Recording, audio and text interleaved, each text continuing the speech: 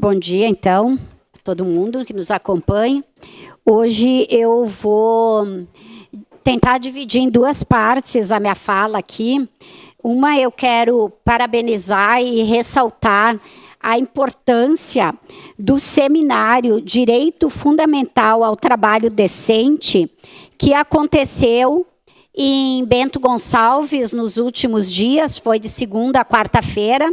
Foram painéis, atividades feitas por juízes, pessoas, promotores públicos, pessoas do Ministério Público do Trabalho, do Ministério Público de Emprego e Renda, Emprego e Trabalho, jornalistas, que debateram a situação daquilo que se chama o trabalho análogo à escravidão, mas que foi muito além disso. A primeira coisa que eu gostaria de dizer, eu acho que quando se fala em trabalho análogo à escravidão, nós estamos menosprezando ou minorizando esta prática criminosa, porque ele é um trabalho escravo, eu diria, um trabalho de escravidão contemporânea.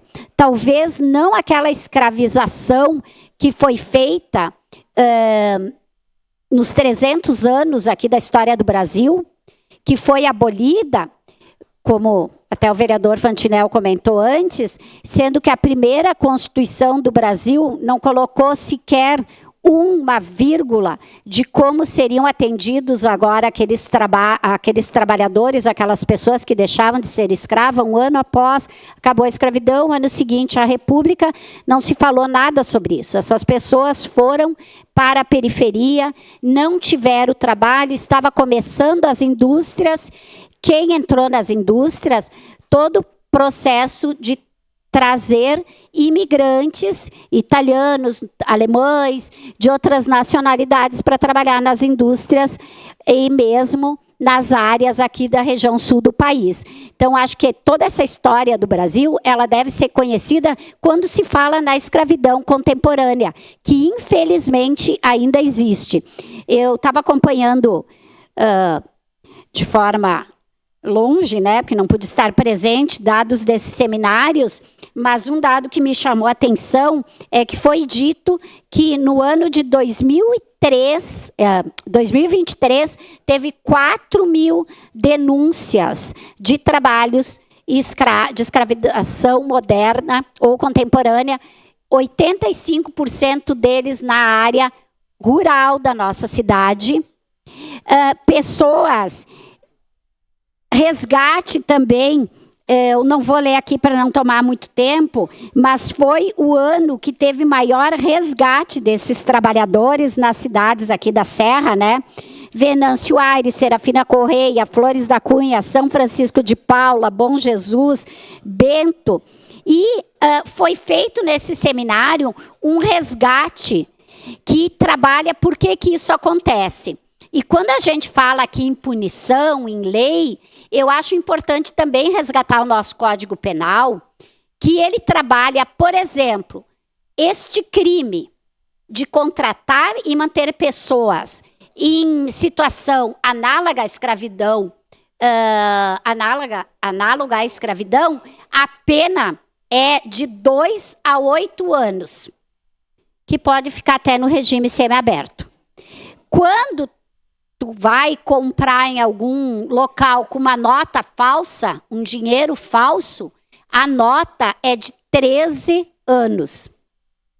Então, nós temos que ver o quanto o nosso código, enquanto as nossas leis, embora elas punam, ela valoriza muito mais o lucro, que óbvio que todo mundo quer lucro numa atividade econômica, mas valoriza muito mais o lucro do que a dignidade humana. Então, essas coisas precisam ser colocadas, porque bandido ou criminoso não é só aquele que comete um homicídio. Quem faz isso é um criminoso. E aí eu também quero ressaltar a importância da Vinícola Aurora, que fez toda uma mudança na sua forma de contratação, acabou com aquela terceirização, que era o que permitia e valorizava e garantia esse trabalho impune e degradante das pessoas, né? Nesse tema ainda, eu acho que é importante a gente ressaltar que quando existe um grupo de pessoas ou uma pessoa que seja numa situação degradante desta, não é só aquela pessoa que está sofrendo, é um sofrimento, atinge toda a cidadania, toda a sociedade, porque são valores que estão sendo atingidos, que foi o debate deste seminário: direitos humanos, direitos jurídicos e direitos trabalhistas. Então, nós temos uma legislação que prevê algumas regras para a punição desses crimes, uma punição bem fraca, ela não pune de forma mais rigorosa e, ao mesmo tempo, ela tem uma dificuldade de ser aplicada. Então, o debate é para que isso acabe, não só na nossa região, mas no país inteiro.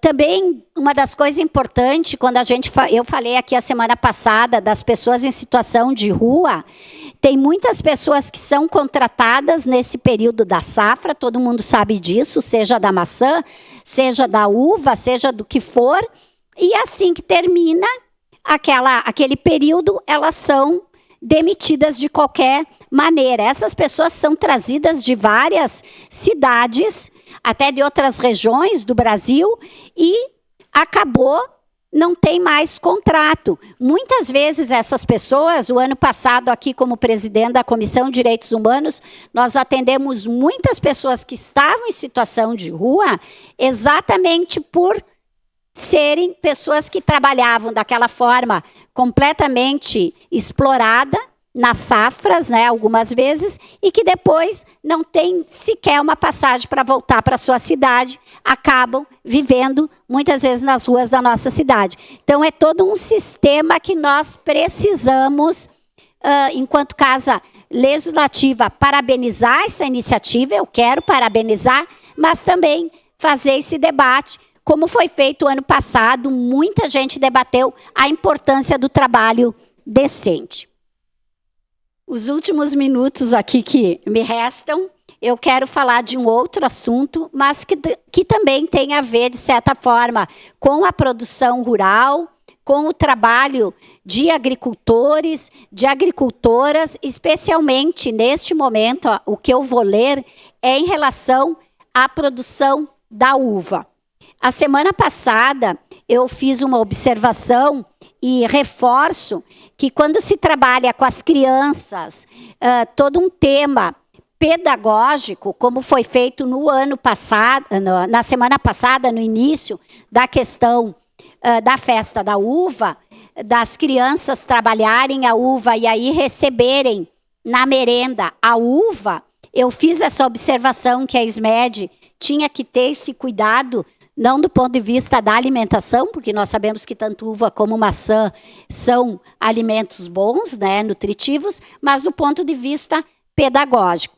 E eu recebi e agradeço a SMED, que me contatou para explicar o que houve, e também me mandou uma nota encaminhada pela CAF, né, que é a Cooperativa de Agricultores e Agroindústria Familiares, que pedia, que diz mais ou menos assim, eu vou ler porque eu acredito que eu vou ser mais rápida lendo do que explicando.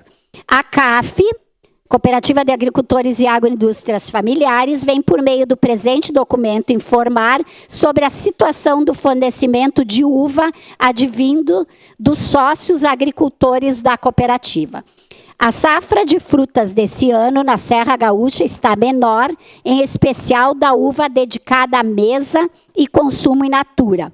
A ausência de horas de frio suficiente durante o inverno para que as plantas tenham um bom período hibernal, a consequente boa brotação primaveril não foi atingida. Além disso, chuvas em excesso no período vegetativo, fazendo com que a Emater, tem aqui a notícia, disse que a safra de uva deste ano está 40% menor do que uma safra típica.